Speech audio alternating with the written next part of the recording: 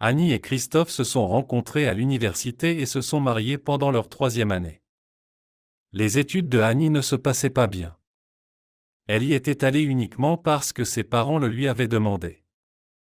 C'est pourquoi Christophe écrivait ses travaux de cours, ses exposés, l'aidait pour les contrôles et a écrit son mémoire. Mais en contrepartie, Annie gagnait plutôt bien sa vie. Elle a eu de la chance, juste après l'obtention de son diplôme universitaire, sa petite sœur l'a invitée dans une entreprise de vente de parfums. Les deux filles se sont lancées dans la vente de produits. Et comme Annie avait beaucoup d'amis et que celle-ci avait elle-même des connaissances, les produits se vendaient comme des petits pains au début. Annie a commencé à être fière d'elle et son attitude envers son mari a changé. Après l'université, Christophe a travaillé dans son domaine en tant que dentiste. Annie a commencé à se plaindre que son mari ne ramenait pas assez d'argent à la maison, bien moins qu'elle. Elle lui a proposé de quitter son travail et de commencer à vendre des parfums avec elle. Mais Christophe a expliqué à sa femme que ce travail était temporaire et qu'il cesserait tôt ou tard. Un travail stable, en revanche, apporterait toujours de l'argent et, de plus, l'expérience professionnelle s'accumule. Annie rentrait de plus en plus tard le soir. Quand son mari lui demandait où elle était, elle répondait qu'elle travaillait. Quelqu'un dans la famille devait bien assurer une vie sans souci. Avec tes sous, nous ne pourrions même pas nous permettre de manger normalement. Je veux partir en vacances, manger dans des restaurants, acheter des choses sans avoir à penser que nous n'aurons pas assez d'argent. Mais tu ne peux pas comprendre cela, tu es obnubilé par tes patients et tes gardes. Tu es un raté dans la vie. Un jour, Christophe n'en pouvait plus. Je voulais te faire une surprise, mais peut-être que c'est mieux de tout te dire. J'ai décidé d'ouvrir ma propre clinique et j'aimerais que tu y participes également. Tu m'aideras ? Annie éclata de rire de manière hystérique. Participer à quoi ? À ton idée folle ? Tu sais combien d'argent il faut pour ouvrir une clinique ? Je sais, j'ai tout calculé, tout appris. On nous accordera un prêt en mettant notre appartement en garantie, une réduction sur l'équipement a été promise, et on nous propose un bâtiment à louer dans un bon emplacement et pas cher. Annie changea immédiatement d'expression. Es-tu devenu fou ? Quel prêt en mettant notre appartement en garantie ? Tu veux qu'on soit sans abri en plus ? Tu as oublié comment tu prenais des jeans pour les vendre quand tu étais étudiant et comment on t'a volé tout ton sac sur le marché ? Et comment mon père a payé ta dette pour toi ? Parce que tu es un loser. Annie, tu sais très bien que cela ne s'est pas produit à cause de moi, et j'ai déjà rendu l'argent à ton père depuis longtemps. Tu n'as pas voulu m'aider à l'époque. Tu m'as distrait, c'est pour cela que je n'ai pas fait attention. Distrait. Tu n'es simplement pas capable de faire quoi que ce soit d'autre que de regarder dans la bouche des patients. Oublie ton idée. J'ai déjà tout décidé et je sais que tout se passera bien. Je te le demande une dernière fois, es-tu avec moi ? Non. Annie le regarda méchamment, quand je verrai que cela fonctionne réellement, alors je pourrai peut-être me joindre à toi. Mais si tu rencontres à nouveau des problèmes, je te préviens tout de suite que je partirai, je ne supporte pas tes échecs. Christophe n'a pas essayé de convaincre sa femme et a continué ses affaires sans partager ses plans et ses idées avec elle. Il a contracté un prêt en mettant en gage un appartement de 3 pièces qu'il avait hérité de son grand-père, loué un local, y a effectué des travaux de rénovation et acheté de l'équipement. Il a fallu plusieurs mois pour obtenir la documentation nécessaire pour travailler, et alors que tout était prêt, il a dû contracter un autre prêt pour rembourser les premiers paiements. Pendant un certain temps, il ne pouvait pas rapporter d'argent à la maison car tout devait être investi. De plus, les affaires n'ont pas commencé comme prévu. Annie jubilait. Je te l'avais bien dit. Tu es un éternel perdant. Je t'ai invité à venir travailler avec moi, tu aurais dû accepter.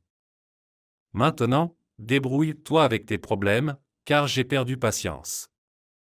Tout a une fin, Je ne vais pas gaspiller mes meilleures années pour toi et finir par me retrouver dans la rue lorsque la banque reprendra ton appartement. Adieu et ne pense plus à moi. » Annie a ramassé ses affaires nerveusement et a claqué la porte. Puis elle est revenue en criant fort. « Je ne te souhaite pas de chance, perdant. » Christophe était bien sûr déçu. Il avait essayé de tout faire pour elle, pour qu'elle puisse réaliser ses rêves, partir en vacances, dîner au restaurant, acheter des choses qu'elle aime plutôt que celles qu'elle pouvait se permettre financièrement. Il a couvert son visage de ses mains et a réfléchi.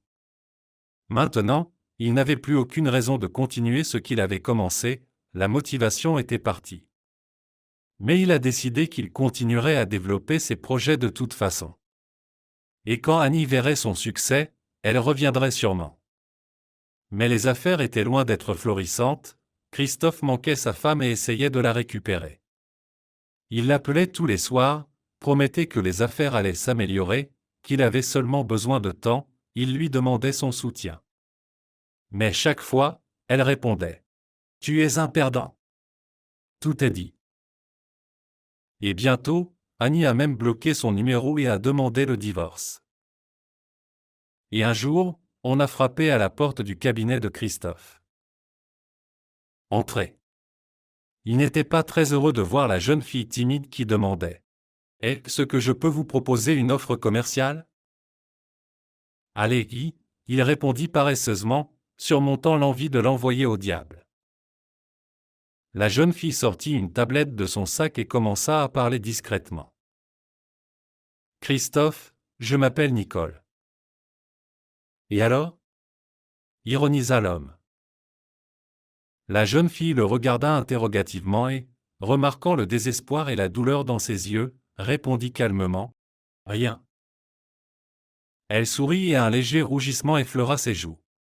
« Alors, pourquoi suis-je venu exactement ? » Au départ, je suis venu dans votre clinique pour soigner une dent. Je suis tombé sur vous par hasard. Je suis juste passé devant en faisant des courses dans le quartier, j'ai vu votre enseigne et je suis entré, incapable de supporter la douleur. J'ai beaucoup aimé la qualité du service, la façon dont tout est organisé chez vous, mais... Il y a un gros mais.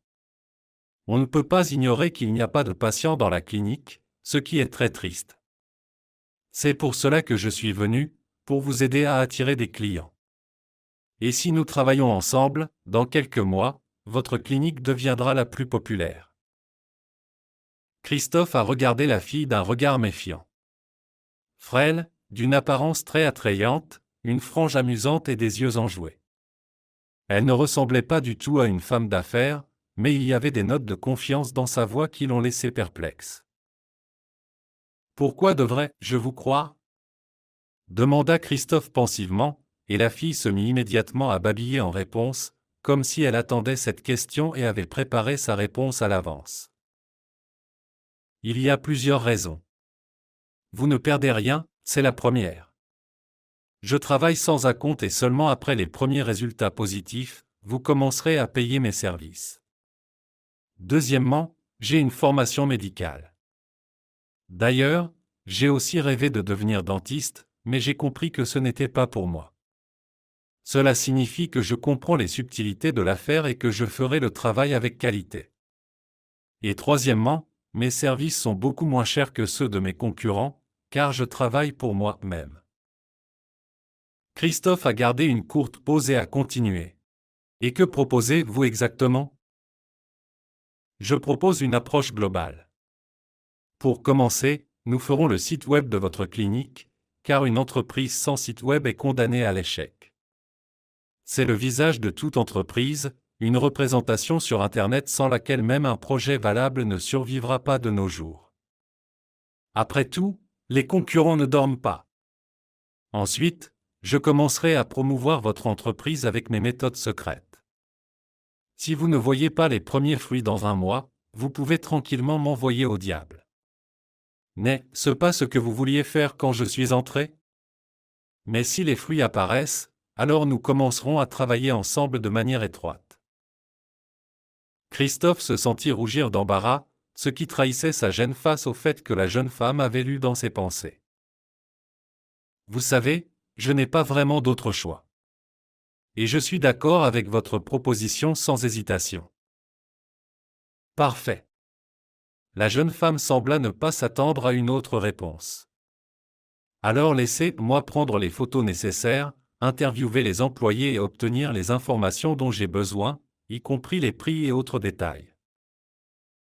Ainsi commença une nouvelle phase de la vie de Christophe. Après un mois, il remarqua clairement des améliorations, avec une augmentation notable de ses clients.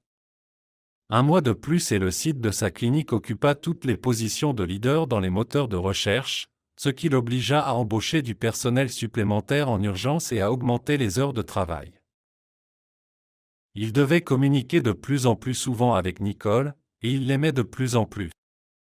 Elle proposait constamment de nouvelles idées et celles-ci se révélaient toujours efficaces. Finalement, Christophe comprit qu'il ne pouvait plus imaginer sa vie sans cette jeune femme fragile, qui non seulement l'avait aidé à développer son entreprise, mais aussi à renforcer sa propre estime de soi. Et voici le jour tant attendu où il a invité Nicole au restaurant et a fait une demande en mariage. À sa grande surprise, Nicole a accepté, bien que Christophe ait beaucoup craint son refus. Et la veille du mariage, quelqu'un a sonné à la porte de son appartement. Annie était sur le pas de la porte. Dès que Christophe a ouvert la porte, elle a fait un pas en avant, mais il a bloqué son chemin. « J'ai vu un reportage sur ta clinique à la télévision. Tu as rapidement réussi, je ne m'y attendais pas. Pourquoi n'as-tu pas appelé ? Eh bien, tu vois, tout va bien maintenant. Nous pouvons être ensemble. » Nous ne pouvons pas, a froidement répondu Christophe. Pourquoi ? Je me marie demain, c'est le mariage. Eh bien, annule-le. Sourit Annie, je suis revenu. Annie, pars, je n'ai pas le temps pour les plaisanteries. Comprenant que Christophe ne plaisantait pas, elle a commencé à pleurer et à demander. Que dois-je faire maintenant ? J'ai attendu que tu puisses enfin gagner de l'argent. J'espérais. Maintenant, plus personne n'achète de parfums, des magasins spécialisés ont ouvert. Eh bien, commençons tout depuis le début. Tu avais une chance, mais tu ne l'as pas saisie, et je te remercie beaucoup pour cela, car si tu étais resté, je n'aurais jamais su ce qu'est le vrai bonheur, s'excusa Christophe et claqua la porte.